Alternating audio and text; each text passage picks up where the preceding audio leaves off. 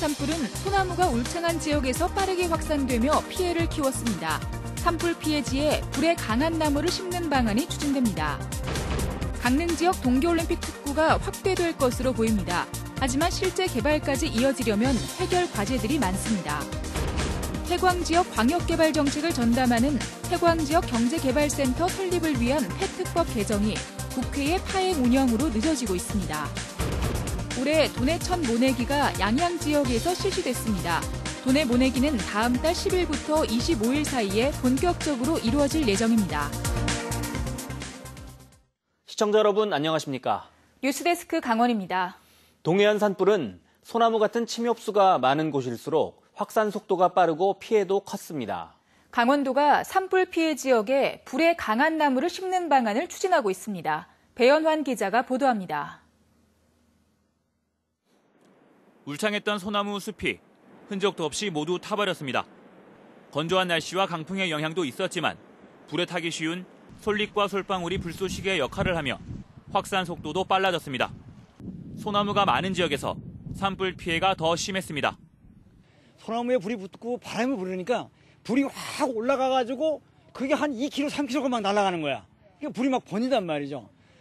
불이 났을 경우에도 산불의 확산을 막기 위해 산불 피해 지역에 불에 잘 타지 않는 나무를 심는 방안이 추진되고 있습니다.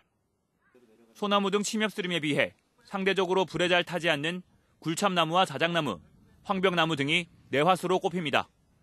강릉시의 경우 지난 2017년 산불이 발생했던 홍제동 피해 지역에 자작나무를 심었습니다. 불에 잘 견디는 나무들을 중간중간 띠 형태로 심어 내화수림대를 조성해 산불 확산 속도를 늦추는 겁니다. 불에 강한 수종을 심어 놓으면은 산불이 났을 경우에 산불의 그 확산 속도를 저지해가지고 그 인력들이나 아니면 헬기들이 산불을 끌 수 있는 시간을 벌 수가 있습니다. 강원도는 산림복구가 시급한 200헥타르 면적에 내화수림을 조성하기 위해 정부에 116억 원 지원을 요청했습니다. 그 예산이 확정이 되면은 내화수림 수종으로 해서 이제 올 가을에 이제 5개 시군에 이제 식재를 할 계획입니다. 굴참나무나 뭐 상수리나무 이제 활엽수가 되겠죠, 아무래도. 예. 산불 확산을 줄일 수 있는 바위 공원을 조성하거나 민가와 숲 사이에 울타리를 만드는 방안도 검토되고 있습니다. MBC 뉴스 배연환입니다. 동계올림픽 개최를 계기로 강릉 지역 곳곳이 올림픽 특구로 지정돼 다양한 개발 사업이 추진되고 있습니다. 올림픽 특구가 더 확대될 예정인데 실제 개발까진 과제가 적지 않습니다. 조교환 기자입니다. 강릉 지역 올림픽 특구 면적은 3.65제곱킬로미터입니다. 경포 일원의 문화올림픽 종합특구 2.97제곱킬로미터와 정동진 금진 일원의 로하스 휴양특구 0.68제곱킬로미터입니다. 이 일대의 1단계 사업으로 이미 호텔과 리조트가 들어섰지만 정동진 차이나 드림시티 조성 등 일부 사업의 진척은 더딥니다. 1단계 사업 기간이 지나고 2단계 종합계획이 마련되고 있는데 여기에서 동계올림픽 특구 면적을 늘리는 방안이 추진되고 있습니다. 특구 면적을 늘리려는 곳은 경포 일원의 녹색 비즈니스 해양 휴양 지구와 전통 역사문화 지구입니다. 지금보다 2.2제곱킬로미터가 늘어날 예정인데 두 곳에 새로운 사업을 더 반영해 명실상부한 관광과 문화예술 거점을 만든다는 구상입니다. 2평방 킬로미터 정도의 이제 면적을 확장하는 이제 부분이 되겠고요. 이러한 부분들은 이제 수요 조사와 그다음에 저희들 이제 현장 조사, 그다음에 이것들에 대해서 시와 이제 도와 이제 협의를 거쳐서 특구 사업은 행정 절차가 간소화되는 등 상대적으로 개발이 용이하지만 과제도 적지 않습니다. 우선 특구 개발이 이루어지면 생태 등급이 높은 자연 환경을 훼손할 우려가 있습니다. 개발을 하더라도 또 생태계 숨고 지역인데 그 지역의 건축 허가를 막내주면 안 됩니다. 특구 개발로 녹지가 훼손되면 대체 녹지를 조성해야 하는데 적합한 부지를 찾는 일도 문제입니다. 여기에다 사업 2단계 시한인 2032년까지 건축 등 재산권 행사가 어려워져 벌써 불만이 제기되고 있습니다. 거의 다 도립공으로 묶여서 한 40년 정도를 제가 묶여있는 걸로 알고 있습니다. 근데 또 특구로 묶어놓고 나면 저희는 재산권 행사를 할 수가 없지 않습니까? 무엇보다 올림픽 특구 개발이 성공하려면 민자 사업들이 차질 없이 유치돼야 해 갈 길이 순탄치 않아 보입니다. MBC 뉴스 조규환입니다. 폐광지역 개발 전담기구인 폐광지역 경제개발센터 설립을 위한 법안 개정이 국회 파행으로 기약 없이 늦어지고 있습니다. 강원도는 국회 산업자원위원회 의원들을 찾아 당위성을 계속 강조하고 있습니다. 홍한표 기자가 보도합니다. 지난해 8월 국무총리실 산하 폐광지역 경제개발센터 설립 등의 내용을 담은 폐광지역 개발 지원에 관한 특별법 개정안이 발의됐습니다. 국회 산업자원위원회 법안 소위의 심사 안건으로 상정됐지만 여야의 대치 국면 속에 국회 파행으로 개정안 통과는 기약 없이 지연되고 있습니다. 강원도는 폐광지역 경제개발센터 조기 설립을 위해 정치권과 접촉을 계속하고 있습니다. 연동열 국회의원실하고도 좀 공조를 좀 하고 있고요. 그 소관위원회 위원님들 다 이제 만나서 법 개정의 필요성에 대해서 다 충분히 설명을 좀 드렸습니다. 폐광지역 경제개발센터 설립의 당위성은 크게 두 가지입니다. 그동안 폐광지역에 수조 원의 공적 자금을 투입했지만 지자체 노력만으로는 한계가 있고 제주나 새만금처럼 광역 단위 개발을 전담하는 정부 산하 기관이 필요하기 때문입니다. 광역 단위의 이런 개발 정책을 정부 차원에서 추진을 하고 있거든요. 지자체가 한계가 있으니까 그런 것들이 이제 우리 지역도 필요하다라는 거죠. 강원도는 폐광지역 경제개발센터가 설립될 때까지 도 차원의 과도기적 기구인 지원센터를 운영할 계획입니다. 폐광지역 지원센터 설립을 앞두고 태백과 정선, 삼척, 영월 등은 치열한 유치 물밑 경쟁을 벌이고 있습니다. 정부기관인 폐광지역 경제개발센터 유치에도 유리하기 때문인데 이런 경쟁으로 지원센터 설립은 올해 상반기에도 쉽지 않을 전망입니다. MBC 뉴스 홍한표입니다. 오는 21일 속초항에 5만 7천 톤급 크루즈선이 입항합니다. 5만 7천 톤급 중형 크루즈선인 코스타 네오로만티카호는 일본 마이즈루와 러시아 블라디보스토크 등을 거쳐 오는 21일 속초항에 입항한 뒤 1,400여 명을 추가로 태우고 일본 사카이미나토와 부산항 등을 운항합니다.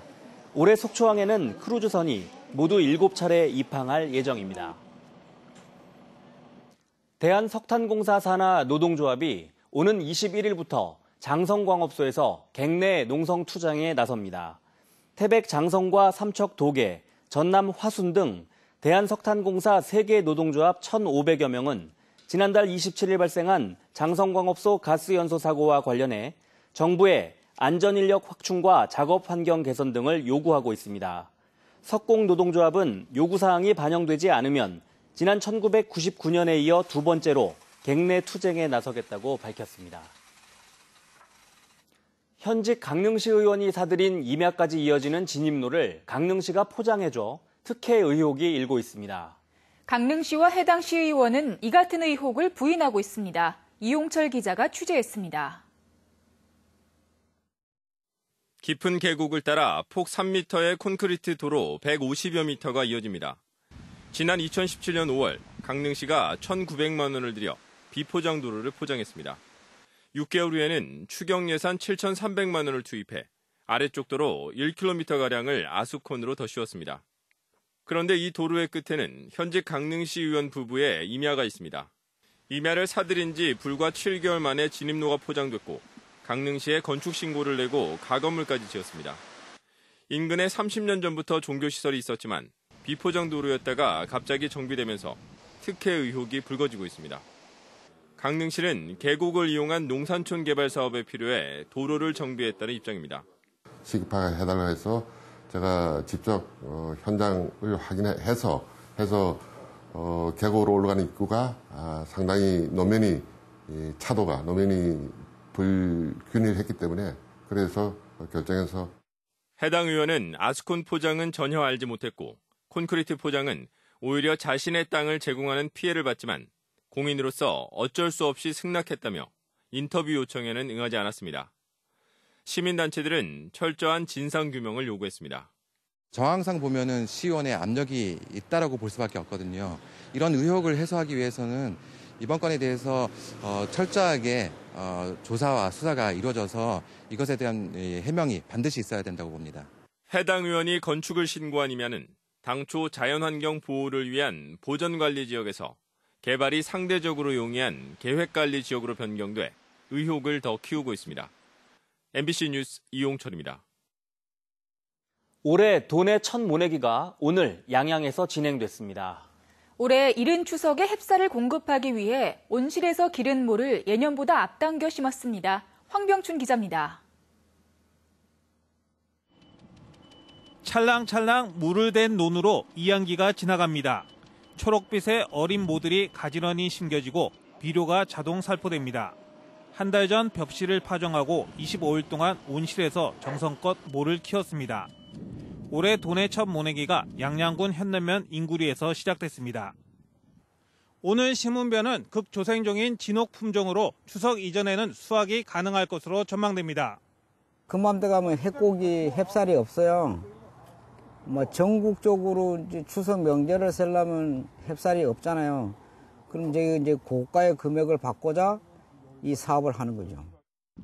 도내 모내기는 다음 달 10일에서 25일 사이에 본격적으로 진행될 예정입니다. 산불 피해를 입은 고성군 토성면과 속초 장천지구는 추가 벽시 확보와 육묘가 필요해 일부 차질이 예상됩니다. 도내 농업용 저수지의 평균 저수율은 현재 90%로 물 걱정은 없는 상태입니다. 올해 도내에서는 28,424헥타르의 논에서 쌀 14만 9,773톤이 생산될 것으로 예상되고 있습니다. MBC 뉴스 황병춘입니다.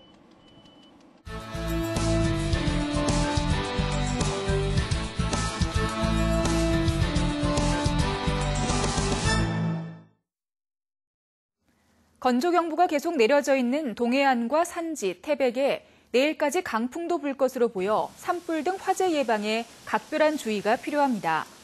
강풍 예비특보가 발표된 동해안과 산지는 바람이 초속 8에서 18m로 매우 강하게 불 것으로 예상됩니다. 오늘 낮 최고 기온이 26.4도까지 올라간 영동 지역은 당분간 비 소식이 없어 건조한 날씨가 이어지겠습니다. 강릉과 동해, 속초, 태백, 정선 등 강원도 내 대부분 지역의 택시 기본 요금이 오는 19일부터 3,300원으로 오릅니다. 오는 19일 자정부터는 택시 기본 요금이 기존 2,800원에서 500원 인상되며 거리와 시간에 따라 요금이 부과됩니다. 또 자정에서 새벽 4시까지 심야 요금은 할증되고 동해시와 정선군 등은 민원 해소를 위해 외곽 지역의 복합 할증제를 전면 폐지합니다. 재외동포 신문방송 편집인 협회 주관 국제 심포지엄에 참가한 재외동포 언론인들이 오늘 MBC 강원 영동을 방문했습니다. 중국과 러시아, 우즈베키스탄 등지의 재외동포 언론인 40여 명은 오늘 오전 MBC 강원 영동 강릉방송국 시설을 견학하고 강릉 지역의 관광 명소도 둘러봤습니다. 평화경제 시대를 향한 재외동포 언론의 역할을 주제로 한 국제 심포지엄에 참가한 재외동포 언론인들은 동해안 산불 이재민 돕기 성금도 전달할 예정입니다. 2019 태백 스피드레이싱 대회가 다음 달 3일부터 5일까지 태백 스피드웨이에서 개최됩니다. 소유권 다툼으로 운영이 중단된 지 8년 만에 재개장한 태백 스피드웨이에서 열리는 이번 대회엔 국내 선수와 일본 모터스포츠 동호인 등 4천여 명이 참가할 예정입니다. 지난 2003년 태백 레이싱파크로 개장한 태백 스피드웨이는 경기장과 관람석, 정비소 등을 모두 갖춘 전국 최초의 자동차 전용 경기장입니다. 강릉 공공하수처리시설 주변에 사는 시민들의 악취 민원을 개선하기 위한 사업이 다음 달에 시작될 예정입니다. 지난 2017년 환경부 국비지원 사업으로 확정된 이번 사업엔 모두 107억 원의 예산이 투입되며 개방된 하수처리 시설을 덮고 탈취 설비를 설치하는 공사가 실시됩니다. 강릉시는 다음 달부터 공사를 시작해 연말에 마칠 계획입니다. 뉴스를 마칩니다. 고맙습니다.